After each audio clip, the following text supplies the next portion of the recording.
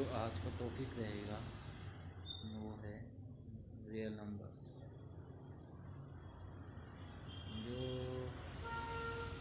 कि नंबर्स हैं 1 2 3 4 5 6 7 8 इन्फिनिटी तक। ये क्या है? सभी पॉजिटिव नंबर्स हैं और इन सभी पॉजिटिव नंबर्स को हम नेचुरल नंबर्स बोलते हैं। जीरो भी एक नंबर है और जब नेचुरल नंबर्स में जीरो को ऐड कर दिया जाता है तो हम इस पूरे ग्रुप को क्या बोलते हैं? होल नंबर्स कहते हैं। इसी प्रकार ऋणात्मक negative numbers -1 -2 -3 -4 and so on, ये क्या है? नेगेटिव नंबर्स हैं और इन्हें हम क्या कहते हैं? Positive numbers. जीरो और नेगेटिव नंबर्स को हम पूरे ग्रुप को हम क्या कहते हैं? इंटीजर्स कहते हैं। इसमें भी दो कैटेगरी, रियल नंबर्स को भी हम दो दो दो इसका क्लासिफिकेशन कैसे कर सकते हैं? एक तो रेशनल नंबर्स में, दूसरा इरेशनल नंबर्स में। रेशनल नंबर्स को हम पी बाई क्यू के फॉर्म में लिख सकते हैं और इरेशनल नंबर को पी बाई क्यू के फॉर्म में हम नहीं लिख सकते हैं। रेशनल नंबर जैसे 1 है, 2 है, 3 है, या ये सब क्या है? रेशनल नंबर्स हैं। 10 है, 11 है, 55 है, 95 है, सब क्या है? रेशनल नंबर्स हैं। -1 -2 -3 -50 -70 सब क्या है? रेशनल नंबर्स हैं। क्यों? क्योंकि इन्हें हम पी बाई क्यू की फॉर्म में हम लिख सकते हैं। जैसे अब √2 को क्या पी बाई क्यू की फॉर्म में लिखा जा सकता है? नहीं लिख सकते। √2 तो एक, इसलिए एक इरेशनल नंबर्स है। पी बाई क्यू नहीं लिखा जा सकता है। √3 √2 √5 -4 √5 √6 + 4 को हम पी बाई क्यू के फॉर्म में नहीं लिख सकते हैं। अतः ये सब क्या है? That is the irrational numbers. समझ में आया बच्चों आपको क्या हुआ? रेशनल नंबर से इरेशनल नंबर सीधा सा फंडा है कि जो पी बाई क्यू के फॉर्म में हम जिसे हम रिप्रेजेंट कर सकते हैं, लिख सकते हैं, वो क्या है? रेशनल नंबर्स हैं। और जो पी बाई क्यू के उसमें फॉर्म में नहीं लिखे जा सकते हैं वो क्या है? इरेशनल नंबर्स हैं।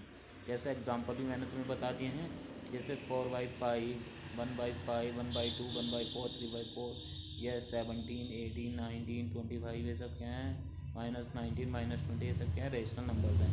ये रेशनल नंबर है √2 √3 √5 √6 √7 √9 √8 √6 + 4 √2 + 3 ये सब क्या है? रेशनल नंबर्स हैं। अब जब तुमने पिछली कक्षा में पढ़ा था तो इसका क्लासिफिकेशन हो गया। कब आता है? Euclid division lemma. Euclid division lemma क्या है? यूक्लिड डिवीज़न लेमा पहले तो हमें पता होगा लेमा और एल्गोरिथम में क्या डिफरेंस है। लेमा क्या है? एक स्टेटमेंट होता है ना? स्टेटमेंट होता है जिसकी सहायता से हम दूसरे स्टेटमेंट को प्रूव करते हैं। एल्गोरिथम क्या होता है? It's way is method to solve the question. ये मेथड है जिससे कि हम किसी भी क्वेश्चन को सोल्व कर सकते हैं। एल्गोरिथम एक प्रोसेस है, एक तरीका है जिसके द्वारा हम किसी भी क्वेश्चन को एल्गोरिथम से हल कर सकते हैं, उसे उसका सॉल्यूशन फाइंड आउट कर सकते हैं। अब Euclid division lemma. Euclid division lemma क्या कहती है? दो दिए हुए धन पूर्णांक a और b के लिए दो अद्वितीय संख्याएं p और q इस प्रकार विद्यमान होती हैं कि a = bq + r, r की वैल्यू > 0 एंड b। मतलब क्या हुआ? r की वैल्यू 0 से बड़ी हो सकती है, लेकिन b जो कि a = b जो सेकंड पूर्णांक था, सेकंड धन पूर्णांक b था, उससे छोटी होती है। जैसे कि 50, एक माना a 50 है, b 15 है, तो a = 50 = 15 × 3 45 + 5। तो जो r की वैल्यू है वो 0 से बड़ी, मतलब 0 और 50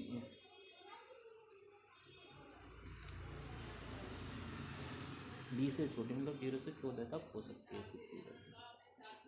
तो यहाँ पे क्या r की वैल्यू 5 है।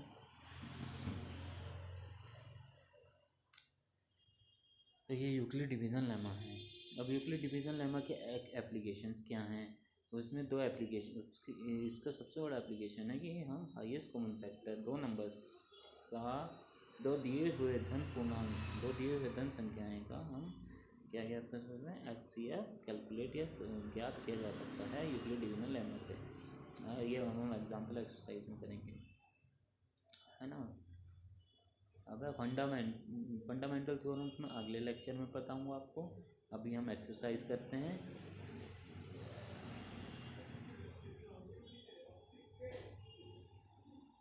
सबसे पहले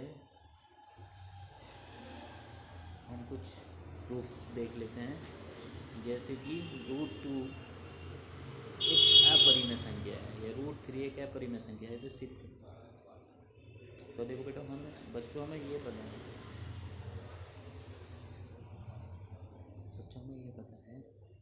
कि जो रेशनल नंबर है P/Q के फॉर्म में लिख सकते हैं, ये तो पता है। और रेशनल कौन लिख सकते हैं, तो हम इसे क्यों ना ऐसा करें, हम P/Q के फॉर्म में से मान लेते हैं कि P/Q के फॉर्म में हम लिखा जा सकता है। मतलब हम मान लेते हैं कि यह है एक परिमेय संख्या है, तो √2 क्या हो गया, P/Q।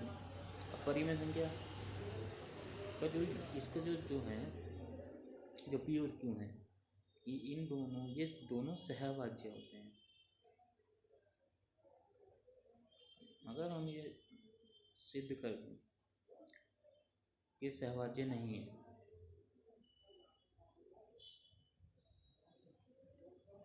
सहभाज्य हैं, तो ये अपने आप सिद्ध हो जाएगा, वही है परिमेय संख्या है। तो P/Q है, तो इसमें क्या है, सहभाज्य सिद्ध। एक मिनट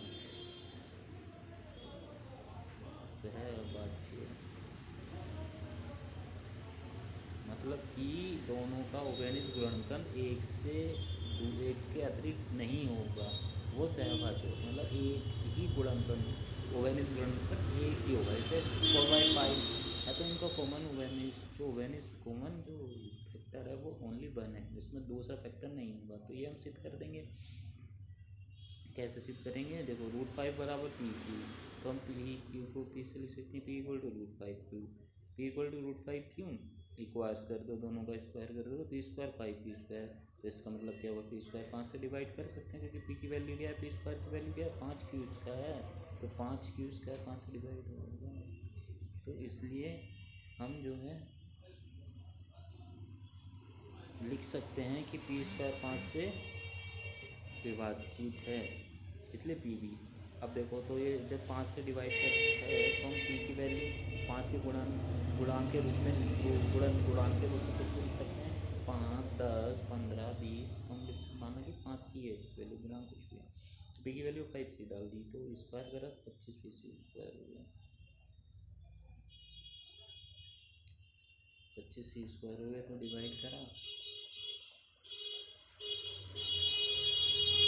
करा तो ये हो जाएगा तुम्हारा Q² = 5P², 5C²। तो Q भी 5 से डिवाइड है, तो हमने ये तो विरोधाभास हो गया। ये दोनों सहभाज्य हैं, इसलिए एक के अतिरिक्त दूसरा कोई गुणनफल नहीं होगा, इसका कोई भी फैक्टर कॉमन नहीं होगा। लेकिन यहाँ तो 5 भी दोनों का कॉमन फैक्टर है। ये ऐसा इसलिए क्यों है, क्योंकि हमने गलत एज्यूम किया कि √2 एक परिमेय संख्या है, जबकि ऐसा नहीं है, √2 एक परिमेय संख्या है। अब बेटा, मैं अगले लेक्चर में आपको बताऊंगा fundamental theorems. Okay, have a nice day, have a nice next lecture. Thank you, bye bye.